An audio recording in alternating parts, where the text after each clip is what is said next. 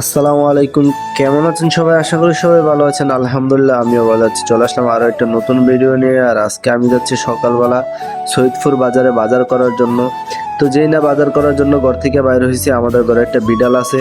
এই বিড়ালটা নাকি জেদ ধরছে আমার সাথে যাবে। তো এই বিড়ালটাকে না নিয়ে আর পারতেছি না। এই যে দেখেন বিড়ালটা, এই হচ্ছে নাফিস, আমার বাগিনা। তো ওরে নিয়ে যাইতে হবে, ও একটু খুশি হয়েছে, ওরে দেখা নাই।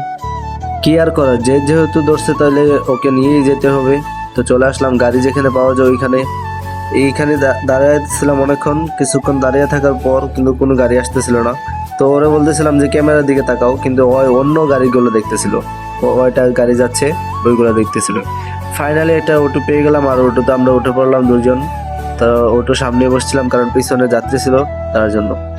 আর আমরা বাজারে চলে আসলাম। বাজারে চলে আসার পর নাফিসের কোলে নিয়ে যাচ্ছিলাম, আর ও অনেক হ্যাপি আমার সাথে আসতে পারায়।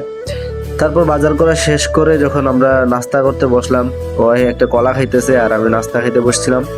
আর এর মধ্যে আমাদের নাস্তা চলে আসে। তারপর আমি ওরা একটু নাস্তা খাওয়াই দিই, আর খাওয়ানোর পর আমি জিজ্ঞাসা করতেছিলাম কেমন হয়েছে। ও বলতেছে মজা মজা।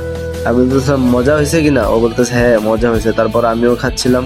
তারপর আমরা আর বেশি দেরি করি না, এখান থেকে নাস্তা শেষ করে সরাসরি আমরা বাড়িতে চলে আসছি। আর বাড়িতে চলে আসার আগে ওর সাথে একটু কথা বললাম, মজা করলাম।